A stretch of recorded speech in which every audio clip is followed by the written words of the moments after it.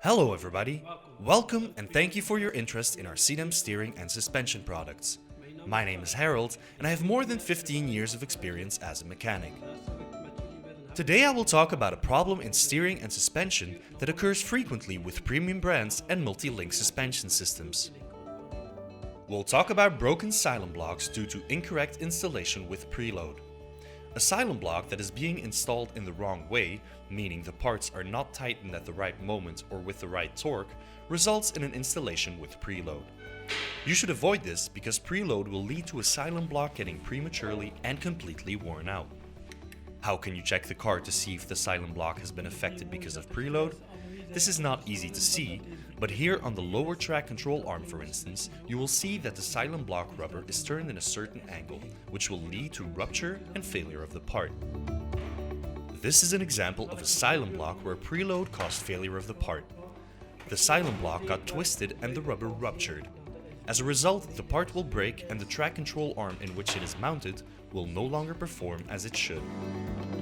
Now, let's go over the steps on how to replace the track control arm with the silent block in the correct way. Firstly, lift the car until the wheels come fully off the ground. Now loosen the nuts and remove the wheel. It makes replacing the track control arm easier when you have more room to move around in with the parts. First, loosen the tie rod end and remove the part. Now loosen the nut of the ball joint and detach the part. Clean the seat in which the ball joint rests.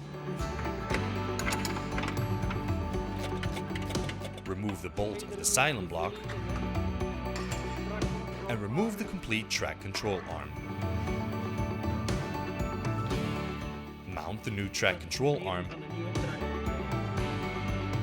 and install the bolt of the silent block. When installing the bolt and the nut, make sure not to tighten it too much. Tighten it only slightly to avoid preload. Mount the track control arm in the right position and make sure that the ball joint fits in its place.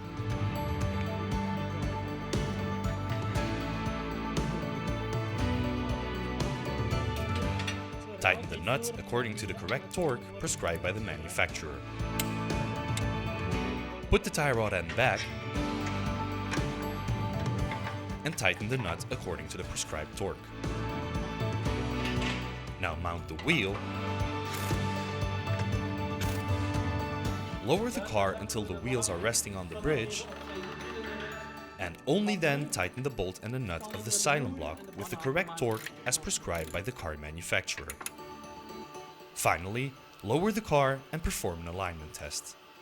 Important to know when you replace a worn out silent block is firstly to install the new part in the correct way without preload, and secondly, starting from a certain mileage, it's better not only to replace this part, but also to replace all of the items in the multi-link suspension with a new kit. Seeing one part is worn out, the rest of the items will most likely also have had the same effect of wear and tear. For more information, please visit the Sidem website www.sidem.eu. Thank you for watching and see you next time.